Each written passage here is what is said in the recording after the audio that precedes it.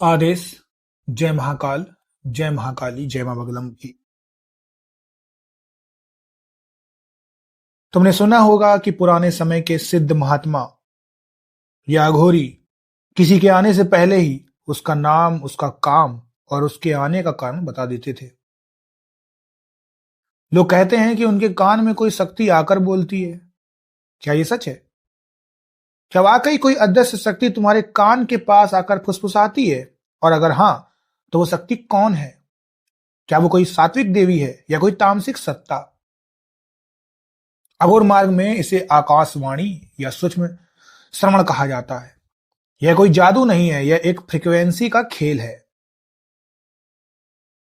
पर याद रखना, अगर बिना गुरु की आज्ञा के तुमने इस शक्ति को सुनने की कोशिश की तो तुम पागल भी हो सकते हो। आज अघोर शक्ति पर मैं तुम्हें बताऊंगा कि शक्तियां कान में आकर कब बोलती हैं, कैसे बोलती हैं और उस आवाज को पहचानने का असली तरीका क्या है। इस वीडियो को अंत तक देखना, क्योंकि आज मैं उस कड़वे सच से भी पर्दा उठाऊंगा जो तुम्हें बर्बाद कर सकता है। सबसे पहले आपको विज्ञान समझिए ना, ये बहुत जरूरी है। आप विज्ञान को समझिए। देखिए, हमारा शरीर 5 तत्वों से बना है, जिसमें कान का सीधा संबंध आकाश तत्व से है। आकाश तत्व की विशेषता है शब्द। जब एक साधक एकांत में घंटों मंत्र जाप करता है तो उसके भीतर का कोलाहल, जो हलचल होती है, वो शांत हो जाती है। और जब बाहर का शोर बंद होता है तब भीतर का रेडियो स्टेशन चालू होता है। शक्तियां तुम्हारे कान के बाहरी पर्दे पर नहीं बोलती, वो तुम्हारे अंदर के अंदर जो अंतःकरण होता है उसमें प्रतिध्वनि यानी इको पैदा करती है। तुम्हें ऐसा महसूस होगा जैसे किसी ने तुम्हारे कान के ठीक पीछे आकर कुछ कहा, लेकिन जब तुम पीछे मुड़ोगे तो वहां कोई नहीं होगा। यह संकेत है कि तुम्हारा सूक्ष्म कान जागृत हो चुका है। शक्तियां हर वक्त तुम्हारे कान में सब कुछ नहीं बताती या हलचल नहीं करती, कमेंट्री नहीं करती। वो सिर्फ तब बोलती हैं जब तुम किसी बड़ी मुसीबत में फंसने वाले हो। तब वो तुम्हें एक छोटी सी चेतावनी देती हैं, वहां मत जाओ या रुक जाओ। जब तुम ध्यान में शून्य हो जाते हो तब वो शक्ति तुम्हें अगले मार्ग का गुप्त मंत्र या निर्देश देती है। जब कोई दुखी इंसान तुम्हारे सामने आता है तो शक्ति उसकी समस्या का जड़ तुम्हारे कान में बता देती है।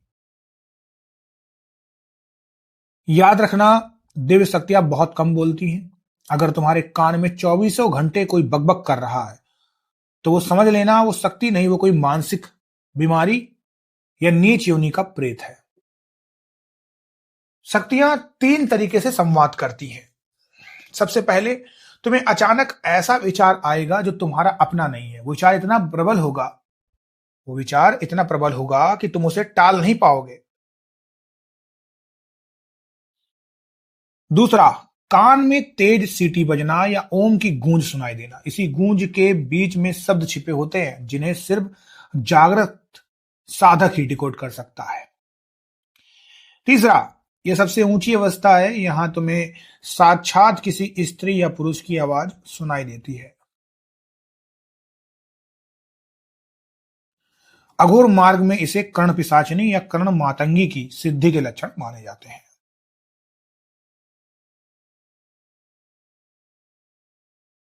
अब सबसे बड़ी चीज है कड़वा सच, देवी की आवाज है या प्रेत की बाधा है। देखिए भक्तों, यहां बहुत बड़ा धोखा होता है। अगर आवाज तुम्हें महादेव की भक्ति, परोपकार और शांति की ओर ले जा रही है तो वो दिव्य शक्ति है। पर अगर वो आवाज तुम्हें दूसरों का बुरा करने, अहंकार पालने या डरावनी चीजें करने को कह रही है तो सावधान हो जाओ, वो पिशाचिनी या प्रेत है। ऐसी शक्तियां पहले तुम्हें सच बताकर तुम्हारा विश्वास जीतती हैं और फिर तुम्हें नरक के गर्त में धकेल देती हैं। अघोर मार्ग में कान की आवाज पर तब तक भरोसा नहीं किया जाता जब तक गुरु उसकी पुष्टि ना कर दे। अगर तुम भी उस ब्रह्मांडी आवाज को सुनना चाहते हो तो ये 3 अभ्यास जरूर करो। सबसे पहले, रात के सन्नाटे में बैठो और अपने दाहिने कान पर ध्यान लगाओ। उस झंझनाहट को सुनो जो सन्नाटे में मौजूद है। दूसरा, जितना कम बोलोगे उतना साफ सुन पाओगे। वाणी का संयम ही कान की शक्ति खोलता है। तीसरा, भ्रुकुटी के बीच ध्यान लगाकर आकाश की शून्यता को महसूस करो। जब तुम्हारा मन रेडियो के तरीके से शांत होगा तभी तुम ईश्वरीय ब्रॉडकास्ट को पकड़ पाओगे। भाई, इस शक्ति के पीछे पागल मत होना। कई लोग आवाजें सुनने के चक्कर में अपना मानसिक संतुलन खो देते हैं। याद रखना, शक्ति का काम तुम्हें सुलझाना है, उलझाना नहीं। अगर आवाजें तुम्हें डरा रही हैं तो तुरंत अपनी साधना रोक दो और गुरु के शरण में जाओ। अघोर पंथ अनुशासन का मार्ग है, भ्रम का नहीं। साधकों, शक्तियां हमेशा बोलती हैं, बस हमारे कान दुनिया के शोर में इतने बहरे हो गए हैं कि हम उन्हें सुन नहीं पाते। अपने भीतर झांके, सन्नाटे से दोस्ती करें, महादेव की कृपा आप पर जरूर बरसेगी। एक बार फिर याद दिला दूं, आपके साथ हो रही इन सूक्ष्म अनुभूतियों, कान में आने वाली आवाजों और साधना के गुप्त अनुभवों के लिए मेरा व्हाट्सएप चैनल खुला है। लिंक पिन कमेंट में है, अभी जाकर जुड़िए और अपनी अर्जी लगाइए। कल ब्रह्मा वेला में महादेव किसे अपना संदेश देते हैं, यह देखना दिलचस्प होगा। अडिग रहिए, मर्यादा में रहिए, साधना करते रहिए। मैं आपका गुरु आपके साथ हमेशा खड़ा हूं। आदेश, जय महाकाल, जय महाकाली, जय मां बगलामुखी।